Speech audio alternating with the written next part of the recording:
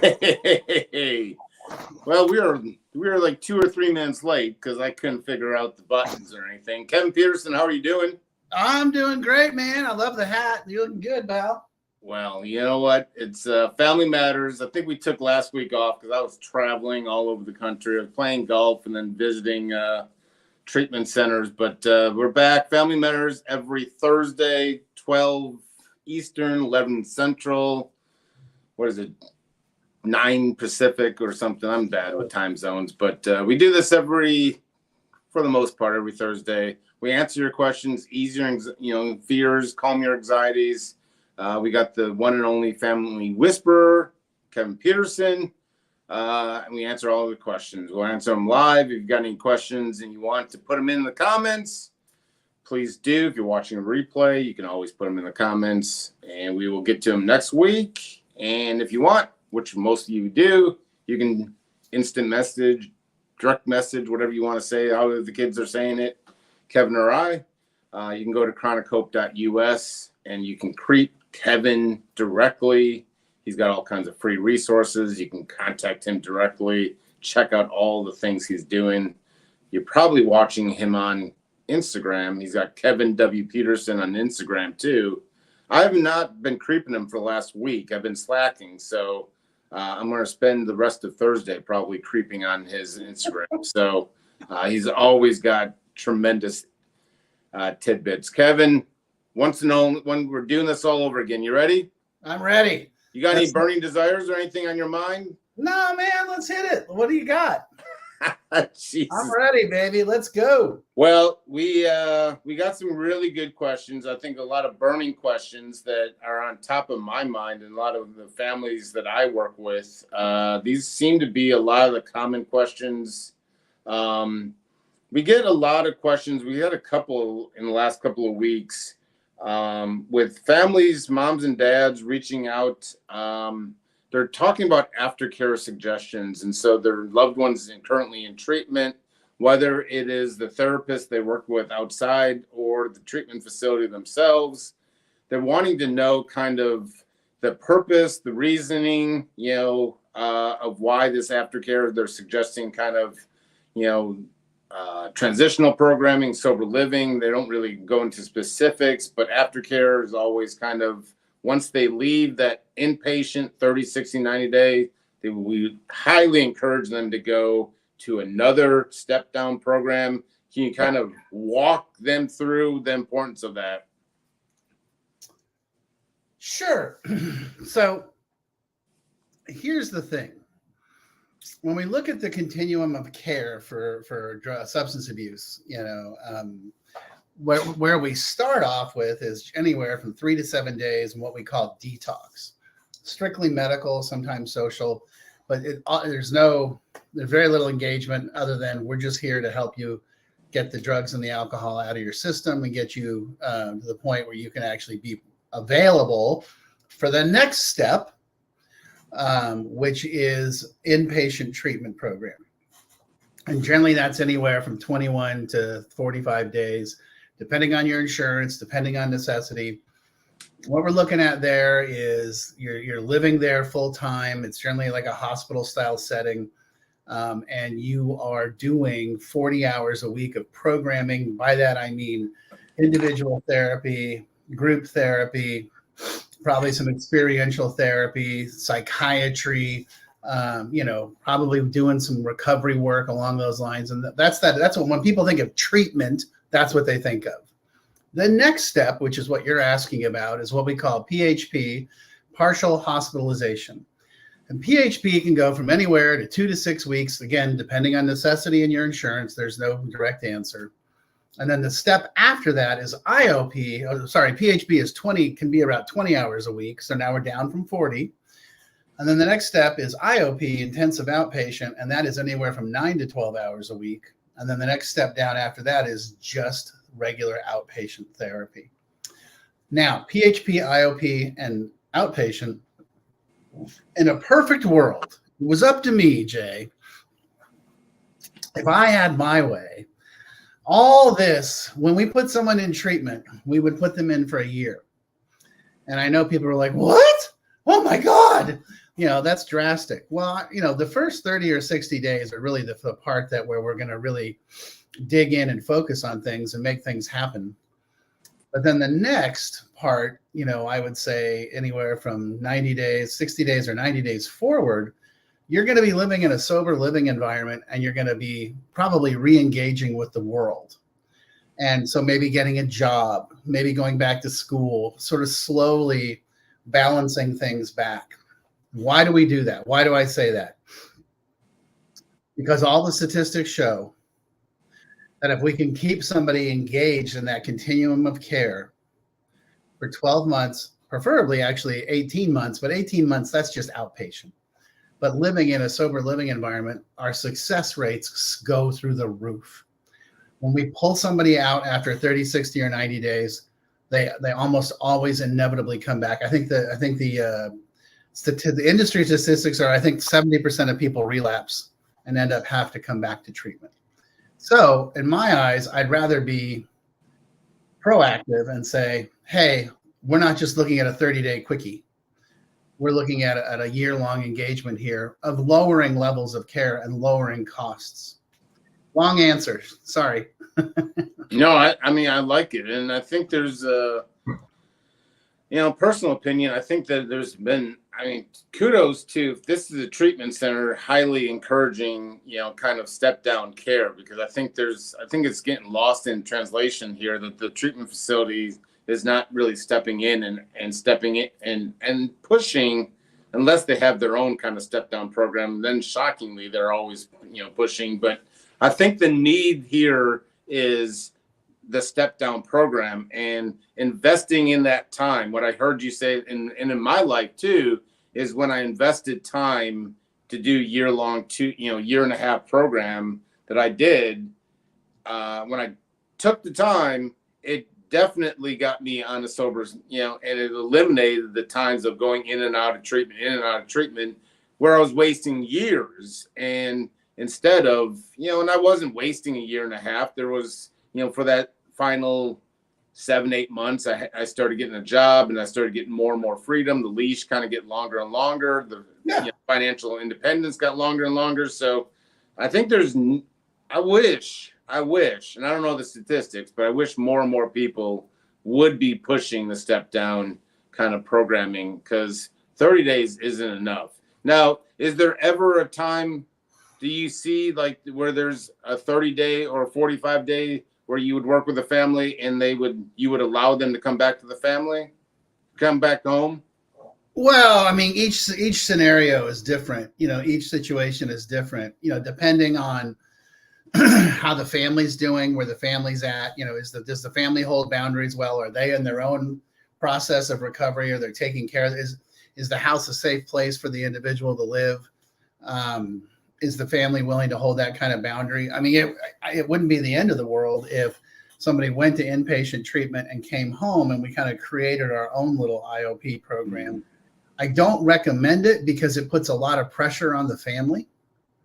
But I also understand some people are like, I got to get home. I got to get back to work. I got a job. I have a wife. I have kids. I have a husband. And I get that. So I was just telling you my perfect world. Yeah. Yeah, absolutely. And I understand that each situation is unique and different. I will tell you that the people that fight it so vehemently end up going back 2 or 3 times. Absolutely. That's it. 33 years of experience. That's my experience. I see it all the time. So, alrighty. So mom's drinking has gotten out of control. She's starting to isolate. So original mom, PTA, the coach mom sitting on the sidelines cheering. The original mom is now kind of, her drinking kind of now is keeping her in the house. And dad doesn't want anything to do about it. Doesn't want to talk about it. This is the sister writing in. 17-year-old brother now is kind of going unsupervised and is kind of going off the beaten track. So you got mom's drinking is now getting completely, it's been years, but according to the sisters, now is ramping up to a level that it's really, really bad. Dad's kind of sticking, without my words, putting his head in the sand. There's no problem. Doesn't want to deal with it. 17-year-old brother is kind of going unsupervised. says, here's a sister who's out at college, probably early 20s. Her question to you, Kevin, is what's kind of her first step? Like, there's a lot of chaos going on. Yeah, that's a great question. And that the first step would honestly be contacting someone like you or me. This is exactly the family that I start working. It's, let me be clear. At no point do all the members of the family get together and say, we should call Kevin. It just never happens. I mean, occasionally it happens, but very rarely. It tends to be one person making the initial contact and saying, hey, let me explain what's going on. Mom's out of control. Dad's off in la la land. And I got a 17-year-old brother that's starting her down the wrong path. And that's who I tend to engage with, whoever it is, and say, oh, okay, so here's the deal. Let's have our first appointment. Let's talk about what I do, what that looks like. How do we get the entire family in together? And I think it's probably not a bad idea to have a meeting with, you and the other players in the family system and say, hey, I have concerns and I want to be clear. I'm not an advocate for walking in and sort of dropping the nuclear bomb and being like, we're going to do an intervention. Slow down.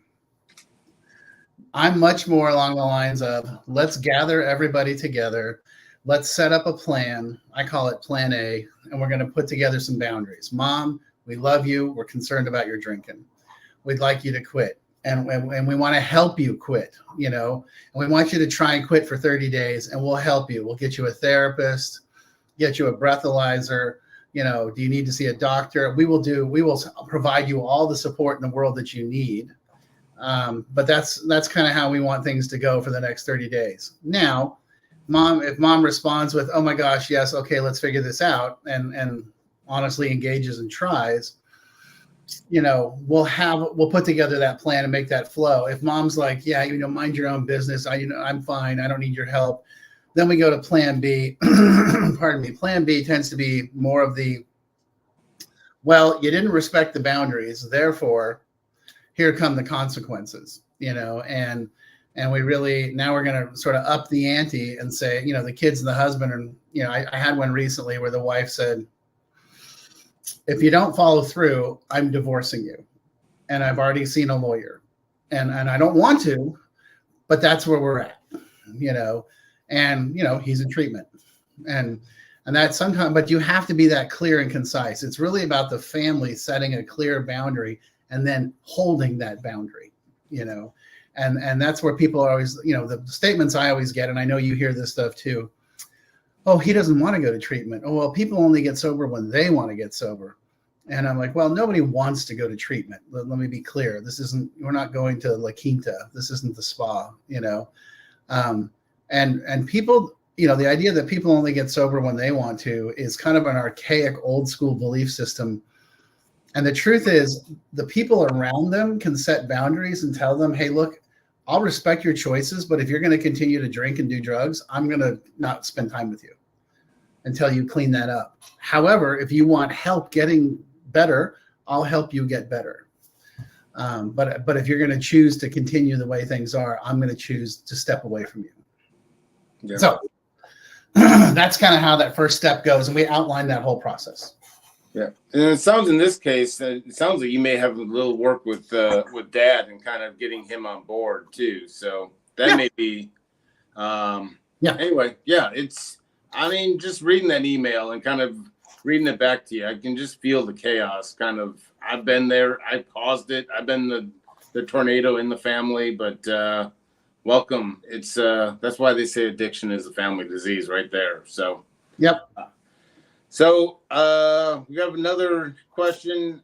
As parents, and this particular family, but I think just in general, this particular family has a loved one. I think 8 or 9 months sober, is I think currently in some kind of programming. They just want to know, should we have a relapse plan? And if so, what should it be? Great question. And the answer is very straightforward. It's no different than when they first went to treatment. If they relapsed, we just go back, to square one. And and let's talk about what we're talking about here. Did they have a beer? They don't need to go 30 days of treatment. Maybe they just need to double down on their AA and, that sort of thing. If they went on a full-on bender and went crazy, then we probably do need to look at, some basic inpatient treatment and get that thing squared away and sort of figure out what they did wrong and go back to it. But what got them into the treatment in the first place, which is what I call the plan A and the plan B scenario, those never go away. And part of our system that we use is that we create sort of a relapse prevention checklist for the family and for the individual to continue to monitor this. By the way, that's going back to the first question is, aftercare. That's why aftercare needs to go for at least a year, because it catches this, and everybody knows it's transparent. There's no hidden agenda. It's like, oh, you relapsed? Okay, well, this is what's going to happen. And then the plan just goes into action. Very straightforward, very simple. Yeah. Next question. I mean, this is top of mind with a lot of the families I work with. I mean, so this particular case is a mom and dad both writing in. Their 33-year-old son has got over a year sober. Is married. He's got a couple of kids.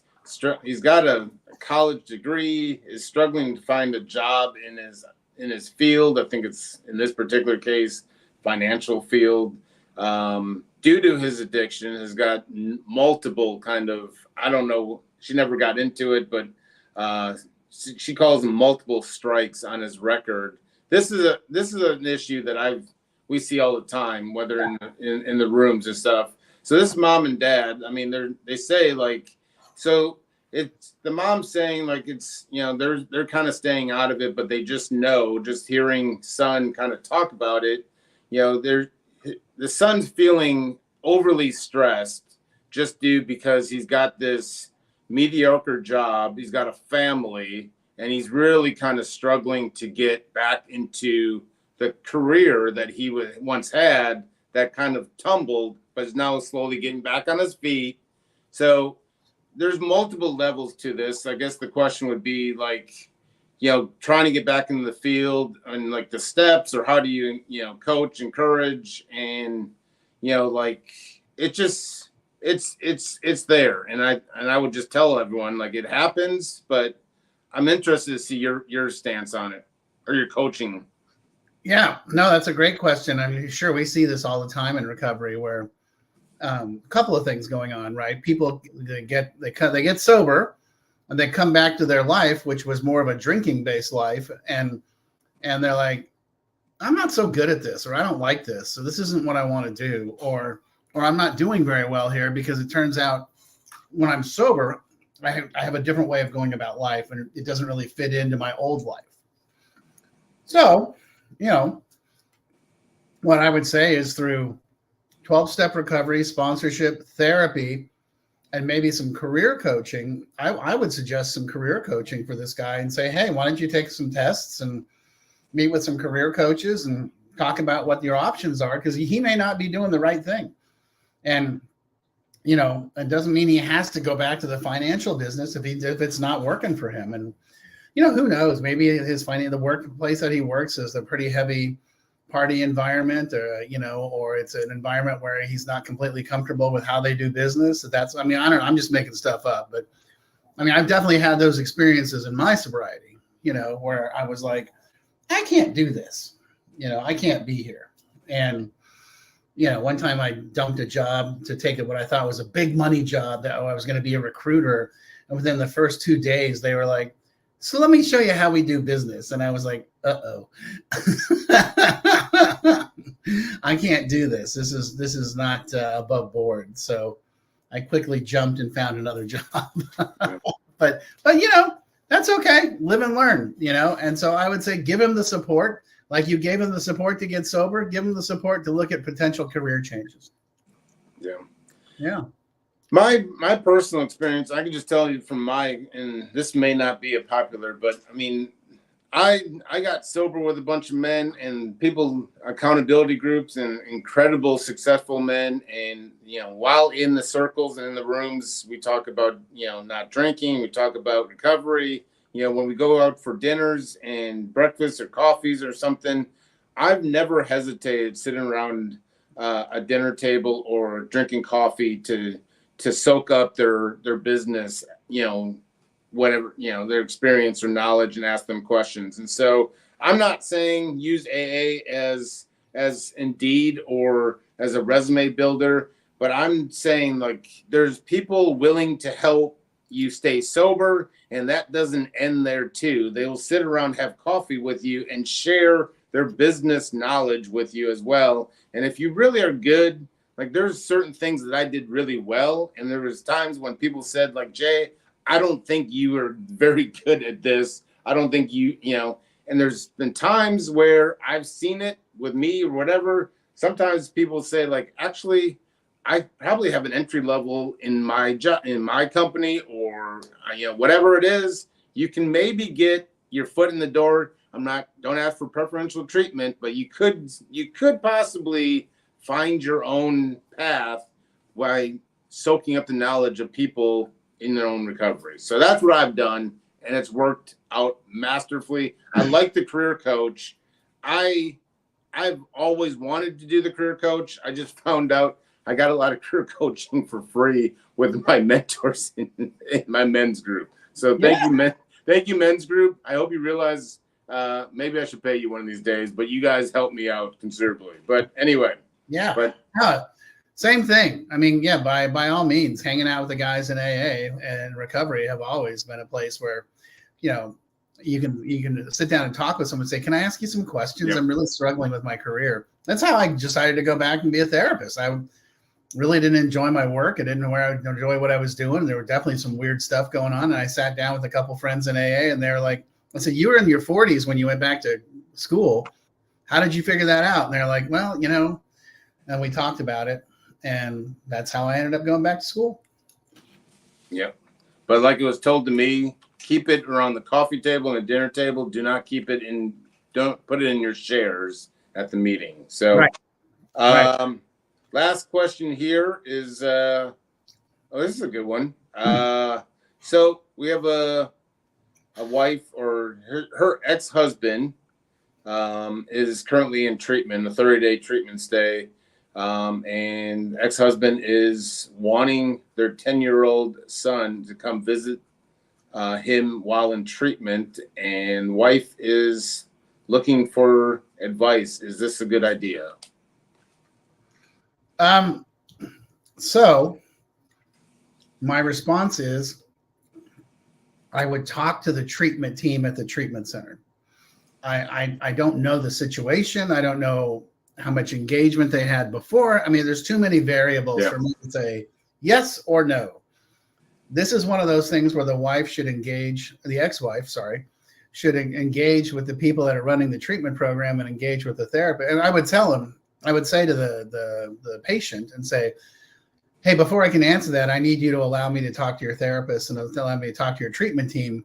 And, I mean, if he was like, no, then it's like, well, then thanks anyway, but I would just say, hey, I don't think it's a bad idea, but there's just way too many things going on here for someone on the outside to make a snap judgment and then have someone say, well, Kevin said, and it's like, whoa, hold on. I'm all for a family unification. And how old's the kid? 10 years old. The other thing I would say is I want her to look at the Hazelton Betty Ford Children's Program that's run out of Denver or Aurora, Colorado. They do it online as well. It's a 4-day program for kids that are engaged in a family where somebody's engaged in either, substance abuse or recovery. And it's run by therapists, and it's just for the kids. And if they need contact information, we'll post it up for you. But it's in Colorado. It's the Betty Ford Hazelton Children's Program. It is spectacular. They are miracle workers. If I had my way, just as I would say everybody needs to go to a year's worth of treatment, every kid would end up going to this program that is touched by substance abuse, because they do such an amazing job of helping those kids understand what's going on. Yeah, Yep.